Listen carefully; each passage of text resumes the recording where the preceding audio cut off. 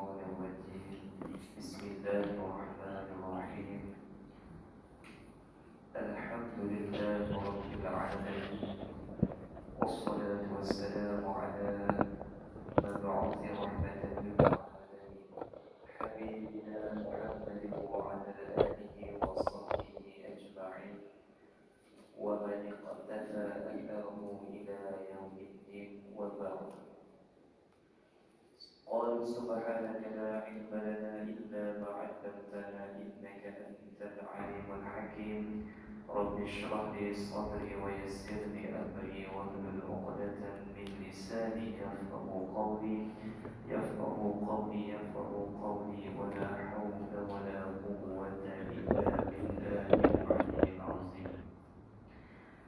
قال الله تعالى في الكتاب الكريم أعوذ بالله من الشيطان الرجيم اتل ما أوحي إليك من الكتاب وأقم الصلاة صدق الله العلي العظيم. أما بعد.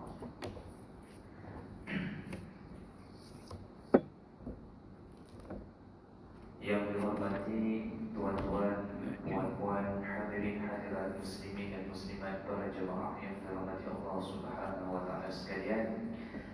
Marilah kita sama-sama memulakan kelas pengajian ilmu tajwid kita pada malam ini dengan bacaan suratul Fatihah. Moga-moga kelas kita pada malam ini diberkati dan dirahmati oleh Allah Subhanahu wa taala.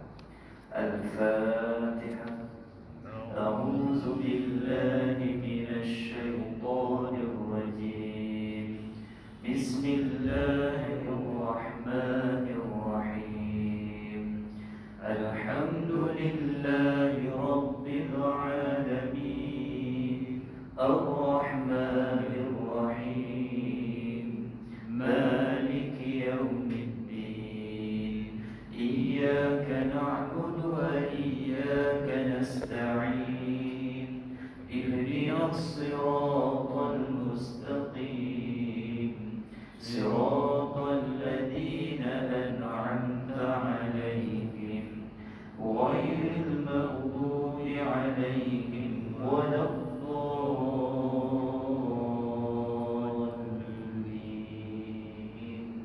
آمين.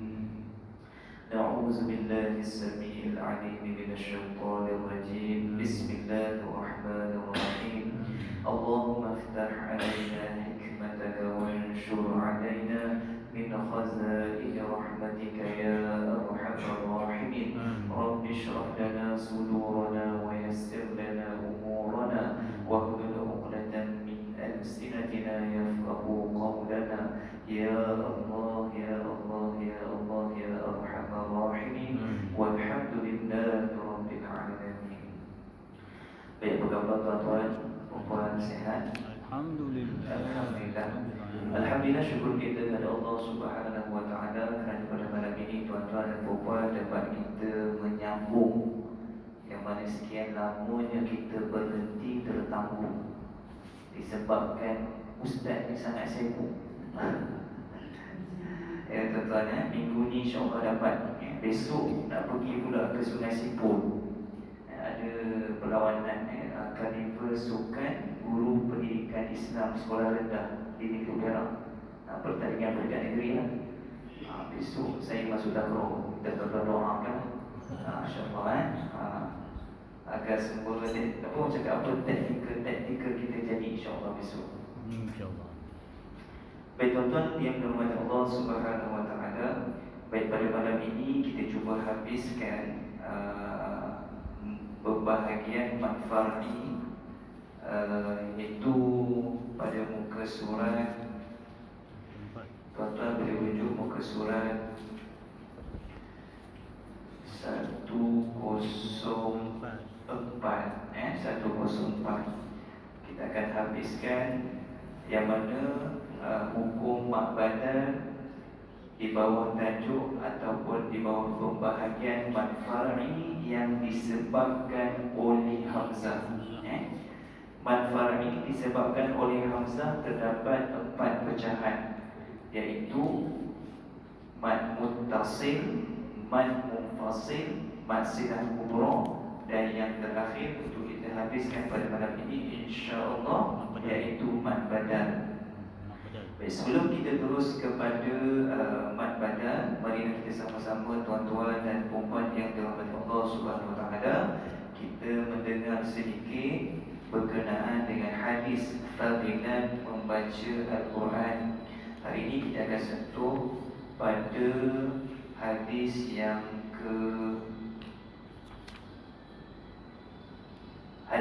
berapa tuan-tuan? Hadis yang ke-10 kan? Baik, hadis yang ke-10 insya-Allah. Baik, muka surat 20 tuan-tuan. Okey, baik tuan-tuan, kita baca sama-sama hadis daripada Nabi sallallahu alaihi wasallam yang berbunyi, Ani ibn Abbas radhiyallahu anhuma qala Rasulullah sallallahu alaihi wasallam, innal ladzi laysa fi jawfihi syai'un min al-Qur'ani kal baitil kharibi. Artinya, daripada Ibnu Abbas radhiyallahu anhu berkata, Rasulullah sallallahu alaihi wasallam bersabda, sesungguhnya sesiapa yang dalam dirinya tiada keinginan untuk membaca Al-Quran, maka keadaannya seperti keadaan rumah yang roboh binasa. Ini tuan-tuan, hadis daripada Nabi sallallahu alaihi wasallam kepada orang yang tiada keinginan langsung untuk membaca Al-Quran. Nabi bagi umpama seperti rumah yang roboh binasa. Tuan-tuan, riwayat At-Tirmizi. Okey, tuan-tuan, kita teruskan kepada muka surat 104. Hari itu kita dah bincangkan sedikit, hari ini kita cuba habiskan. Baik, kita pergi kepada mad badal ataupun disebut madul badal. Dari sudut pengertian tuan-tuan, mad badal terjadi apabila terdapat huruf hamzah yang terletak sebelum huruf mad, seperti amanu dalam satu perkataan seperti di bawah. Nak pendekkan cerita tuan-tuan, mad badal ni ialah huruf hamzah yang bertemu selepasnya huruf mad. Huruf mad ada berapa tuan-tuan? Ada 3, iaitu huruf alif, huruf waw dan huruf ya. Yang mana mereka bertemu, hamzah dan huruf mad ni bertemu dalam satu perkataan. Okey, baik. Contoh yang kita lihat di situ iaitu amanu. Amanu. Okey. Saya tulis sikit tuan-tuan. Madul badal. Al-badal. Madul badal. Tuan-tuan, kita bagi kepada pengertian bahasa satu persatu. Mad bermaksud mad panjang. Panjang dari segi apa? Sebutan suara. Badal ini kita masuk kepada pengganti atau pertukaran. Baik. Secara pengertiannya ialah bagaimana kita nak kenal mad badal ialah apabila huruf hamzah bertemu sama ada huruf salah satu daripada huruf mad, iaitu alif, waw ataupun ya. Kalau contohnya mana.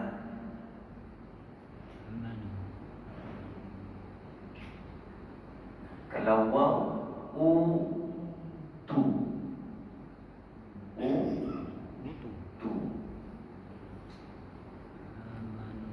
Yang ketiga, imanan.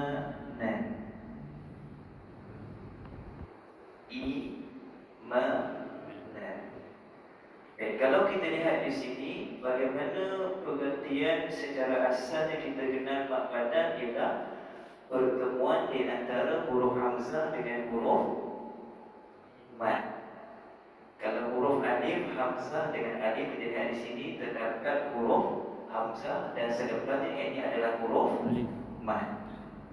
Begitu juga dengan waw, terdapat huruf hamzah dan selepasnya adalah huruf mad. Dan ya, terdapat huruf hamzah dan selepasnya adalah huruf mad, iaitu huruf ya. Baik, ini secara asasnya untuk kita tahu apakah itu mad badan. Baik, kita lihat di bawah tu kadar panjang bacaan mad badan mengikut riwayat Hafs. Imam kita bacaan Imam Al-Quran kita, mad badan dibaca dengan panjang 2 harakat. Sebab apa? Di bawah tajuk mad marfa'. Baik, kita baca di bawah itu hukum mad badan. Mad ini dinamakan mad badan atau ganti kerana pada asalnya terdapat 2 hamzah seperti amanah. Baik tuan-tuan, asal daripada mad badan ini setelah ditukarkan. Asalnya ialah amanah. Amanah. Saya besarkan kita tak tuan-tuan nampak. Amanah. Terdapat 2 pertemuan huruf hamzah dalam satu kalimah. Kemudian contoh yang kedua, kita lihat buku.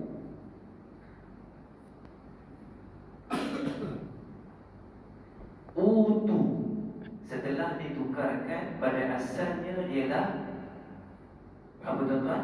Utu. Ini nak bagi tahu tuan-tuan asalnya adalah utu.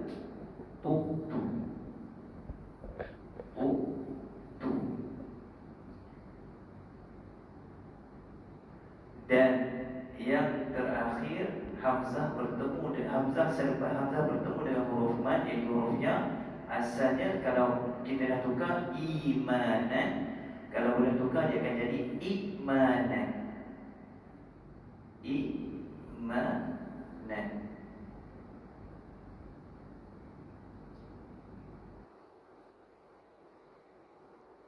Ini asal dia tuan-tuan.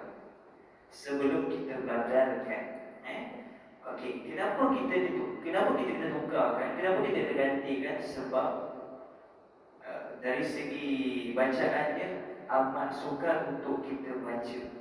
Contoh amanah, utu, imanan. Maka tertukarlah mad badan ini menjadi mudahkan untuk bacaan. Dia akan tukar kepada amanah, utu, imanan. Baik, bagaimana boleh berlakunya pertukaran ini? Dia ada kaedah. Baik, kita lihat sama-sama. Kita baca dulu tuan-tuan. Kita sambung tadi. Pada asalnya adalah amanah. Kita lihat satu-satu tuan-tuan.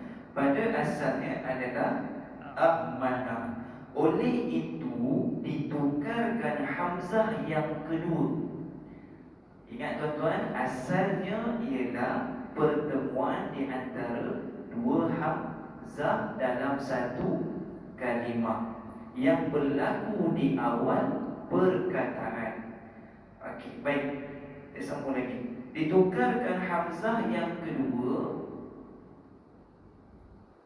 menjadi huruf mad dengan mengikut baris hamzah yang pertama.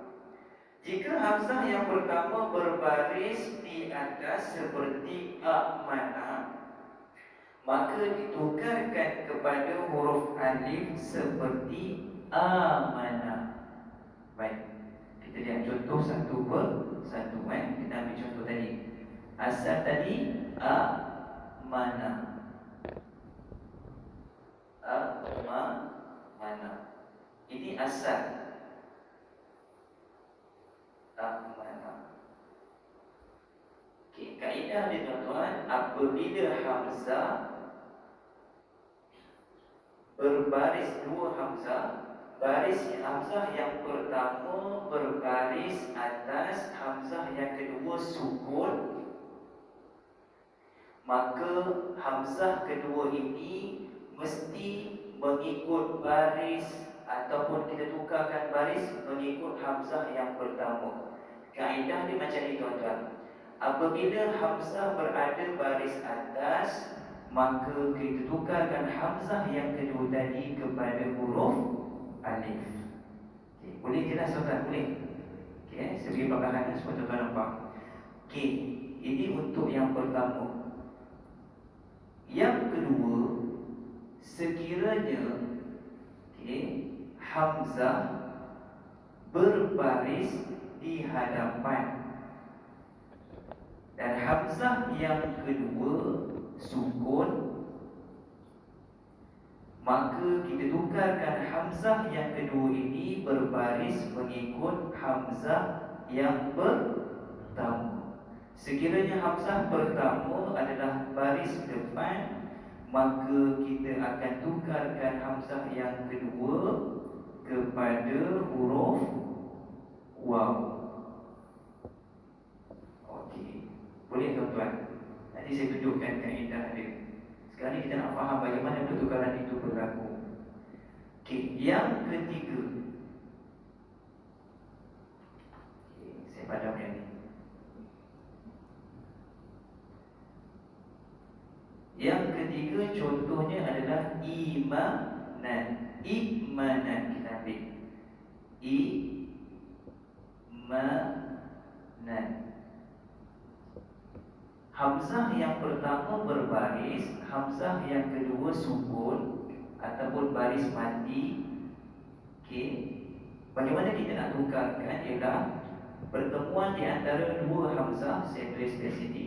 Hamzah yang pertama berbaris bawah, hamzah yang kedua berbaris sukun.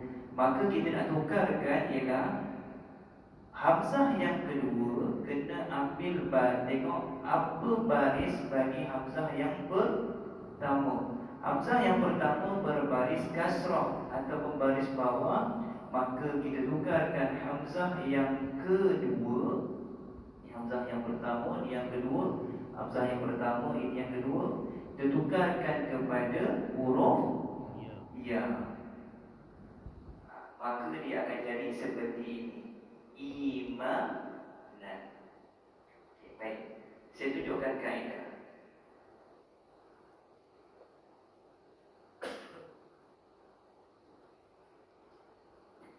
Baik. Hamzah, hamzah, baris fathah. Yang pertama. Hamzah, hamzah, baris depan. Okey, apa yang berlaku? Okey. Yang nombor 2. Nombor 3, hamzah baris bawah, selepannya hamzah yang kedua baris mati, maka apa yang berlaku? Baik. Hamzah kalau baris atas kita akan gabungkan, dia akan jadi dengan hamzah bersama dengan alif. Okey, saya letak warna biru supaya tuan nampak. Untuk hamzah yang kedua, hamzah untuk yang kedua ni, hamzah berbaris depan. Dia akan tukarkan hamzah yang kedua adalah huruf mat, iaitu huruf apa dia tuan-tuan? Waw. Manakala hamzah yang pertama berbaris bawah, hamzah yang kedua berbaris mati, maka kita gantikan hamzah yang kedua kepada huruf mat, iaitu huruf ya. Ini kaedah dia. Tuan-tuan boleh tulis. Kalau ada tuan-tuan ada nota, tuan-tuan boleh tulis, ataupun tuan-tuan boleh tegak gambar. Okey, baik. Syarat dia tuan-tuan. Syarat yang pertama ialah bagaimana kita kena buat pada. Yang pertama sekali, dia mesti ada hamzah, kemudian selepasnya huruf alif. Contoh tadi mana. Okey. Mana. Okey, syarat dia selepas hamzah ya. Okey, yang kedua, hamzah dengan huruf waw. Dia akan jadi apa tuan-tuan? Utu. Okey, ini yang kita dah tukar. Kemudian i baris bertemu dengan ya, maka akan jadi imanan.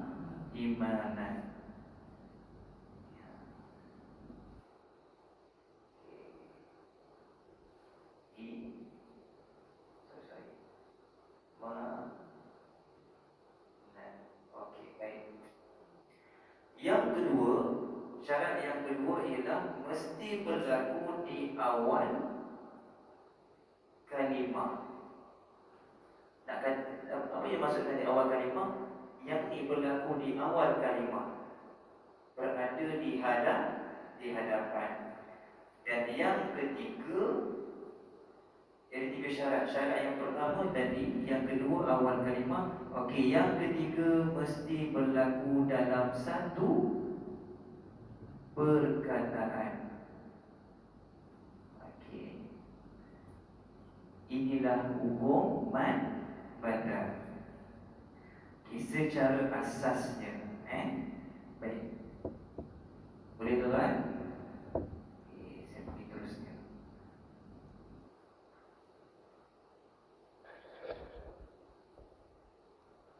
Okey. Itu berkenaan dengan hukum mad badal. Boleh tuan? Boleh tak? Boleh Kelaju sangat. Boleh usul? Boleh, insyaAllah.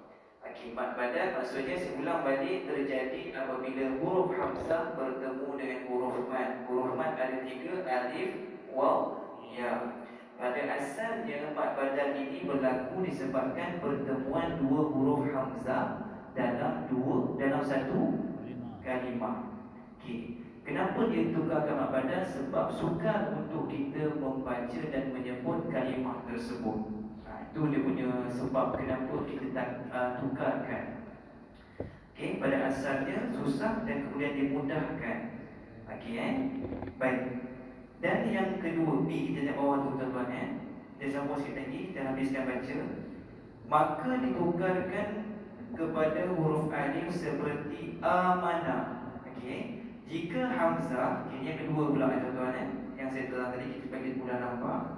Jika hamzah yang pertama berbaris di hadapan seperti uktu, maka ditukarkan kepada huruf waw seperti utu. Jika hamzah yang pertama berbaris di bawah seperti ida, maka ditukarkan kepada huruf ya seperti idai. Okey, dengan ada sebab apa tuan-tuan? Sebab sukar untuk kita membaca atau menyebut kalimah tersebut. Okey, baik. Kita pergi yang B pula. Okey, B ini adalah pengecualian.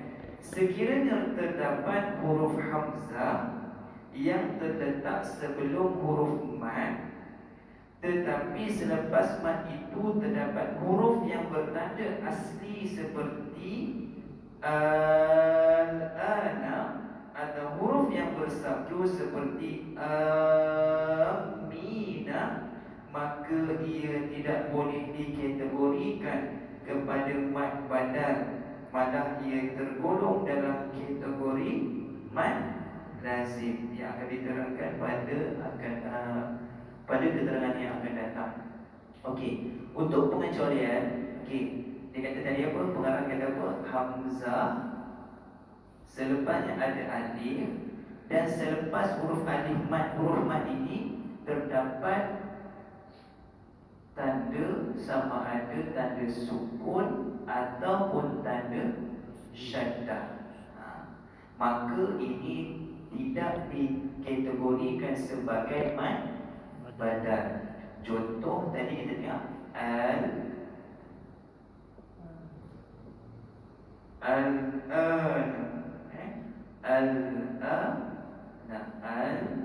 kita tengok. Okey, ada tanda mad, kemudian ada tanda sini hamzah Okey, kita tengok sama-sama tuan-tuan. Sekiranya ada huruf hamzah selepasnya huruf mad, maka selepasnya ada huruf yang bertanda sukun, maka di sini bukan mad badal. Dia mesti selepas huruf mad ini mesti berbaris. Contoh kita tengok amanu. Hamzah, selepas Hamzah huruf mad, dan selepasnya huruf yang berbaris, tapi baris fathah, yakni baris sukun. Maka ini bukan dinamakan mak badal, ini dinamakan hukum yang lain. Yang kedua iaitu amina. Amina. Amina. Okay, kalau kita lihat di sini pun bukan hukum mad badal. Kalau kita tengok seolah-olah hukum mad badal, tetapi kita kena lihat huruf selepas mad ataupun huruf selepas alif ini, selepasnya ada tanda syaddah, tanda sabdu, maka bukan dikategorikan sebagai mad badal. Dia akan jadi kepada mad lazim kalimi musaqqal. Yang ini kita akan belajar nanti insya-Allah. Ini dia punya kaedah di tuan-tuan. Hamzah selepas huruf mad terdapat, selepas huruf mad ini terdapat tanda sukun ataupun tanda syaddah, maka ini bukan dikategorikan sebagai mad badal. Okey, boleh tuan-tuan Okey. Kalau secara asalnya itu tadi sebenarnya sampai situ je kita belajar. Yang ni kita nak bagi tahulah dia seakan-akan mak badal tapi dia bukan mak badal. Okey, sebab apa tuan-tuan? Alasannya sebab selepas huruf mad alif ada huruf sama ada tanda syaddah ataupun tanda sukun, maka bukan dikategorikan sebagai mad badal. Okey, baik tuan-tuan, kita teruskan kepada keadaan mad badal. Baik, secara umumnya mad badal terdapat dalam 4 keadaan. Ni pengarang dia memperincikan lagi, nak maklumkan kepada kita mad badal ini ada beberapa keadaan. Kalau dalam buku ni pengarang tulis ada 4 keadaan. Yang pertama tuan-tuan, kita beri satu persatu.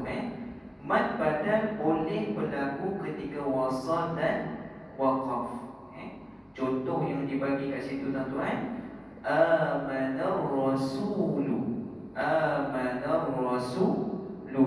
Mad badal, kita baca nombor 1 Roman tuan-tuan.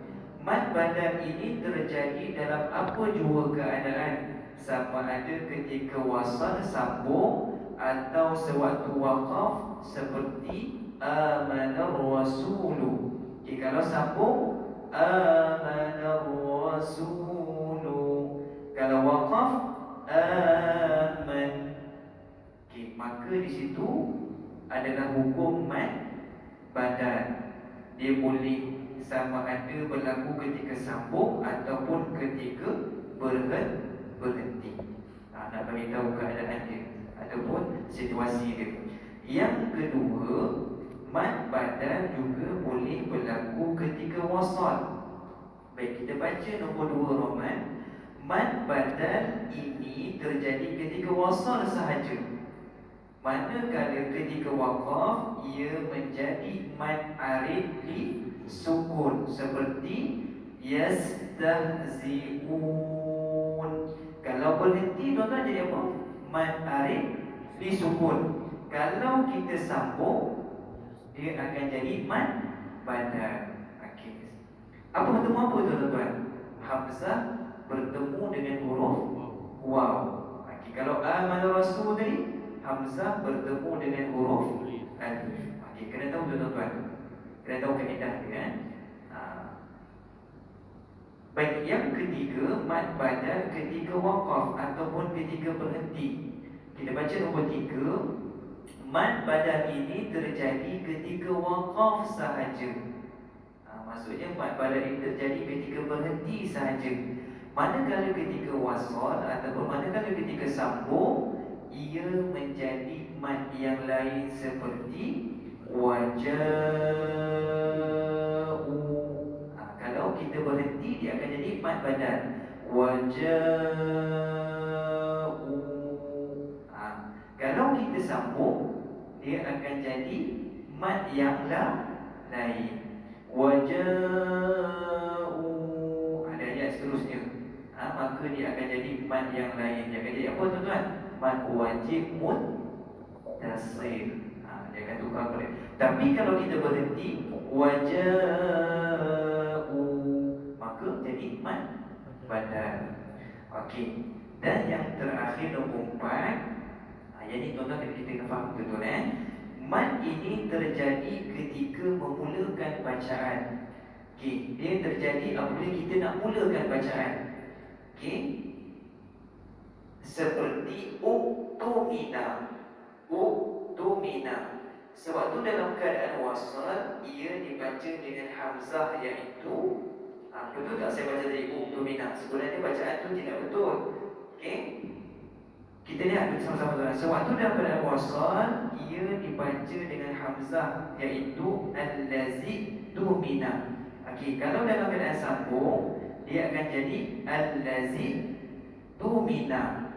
Namun ketika hendak memulakan bacaan pada kalimah tersebut ditukarkan huruf hamzah kepada huruf mad dan dibaca dengan utumina, dan bukannya dibaca dengan uktumina. Baik, kita lihat sama-sama tuan-tuan. Ini berlaku apabila kita nak memulakan bacaan. Kalau sambung tak ada masalah tuan-tuan. Contoh kalau kita tadi kalau sambung allazi, kita tengok sama-sama. Allazi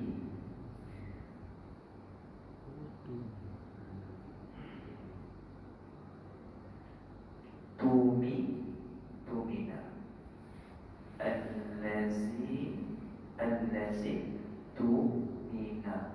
Ini kalau kita wasal tak ada masalah tuan-tuan. Kita terus baca allazi tumina. Sama-sama tuan-tuan.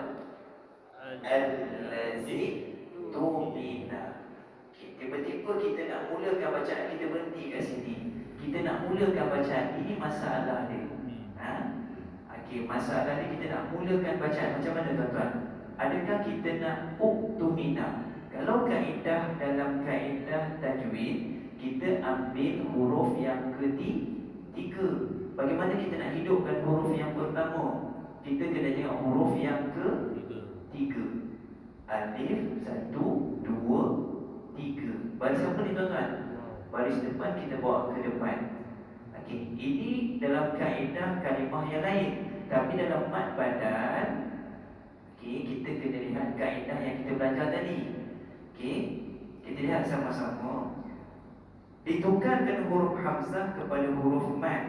Okey, kita kena tengok hamzah bertemu dengan hamzah yang bawahnya ada rumah huruf waw. Okey, baik, sekarang ni hamzah yang kedua mati, yang pertama pun mati. Okey, bagaimana kita nak mulakan bacaan? Kita kena tengok yang pertama, hamzah ini rumahnya apa tuan-tuan? Waw. Maka waw dia punya padanan untuk baris adalah tanda baris di hadapan. Dia akan jadi macam ni tuan-tuan. Okey, dia akan tukar kepada huruf hamzah. Yang pertama dia akan jadi macam ni, yang kedua dia akan jadi sukun. Maka bacaan dia akan jadi apa? Utumina. Utumina. Maka di sini hamzah tidak ada, dia akan jadi utumina.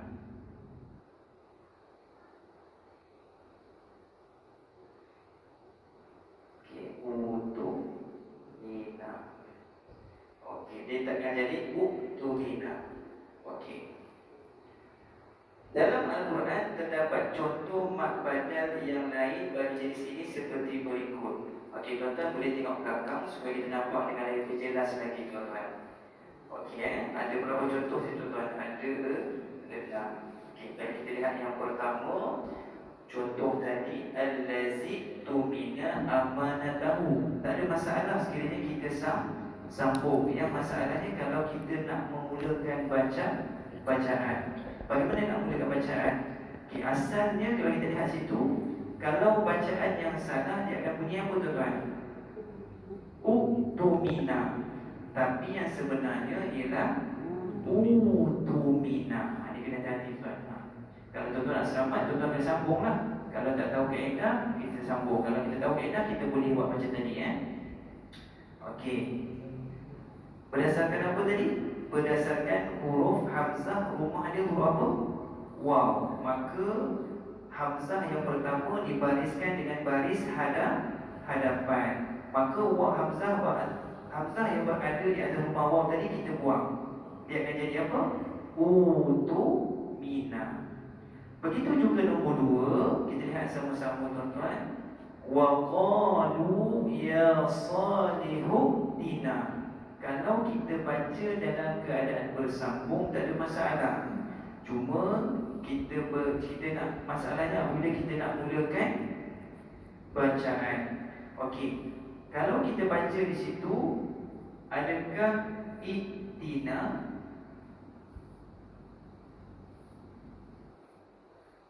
Kalau kita lihat bacaan kita balas sekali ikhlas, dia akan bunyi itina. Ini bacaan yang salah. Yang betulnya adalah itina. Baik. Bagaimana Ustaz boleh jadi macam ni Ustaz? Okey, macam ni. Tuan-tuan kita tengok yang pertama. Okey.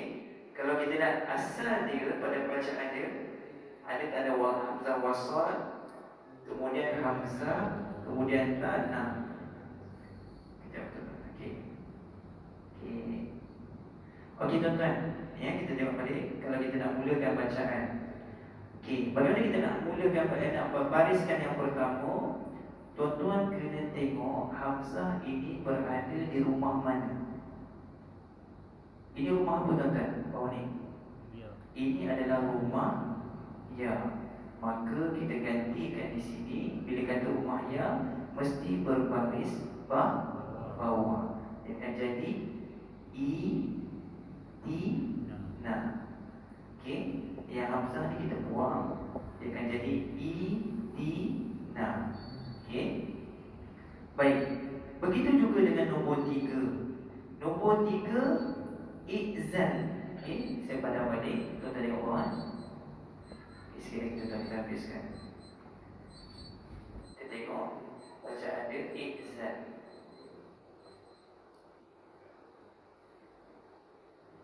Hamzah wasal, kemudian ada rumah izan. Okey.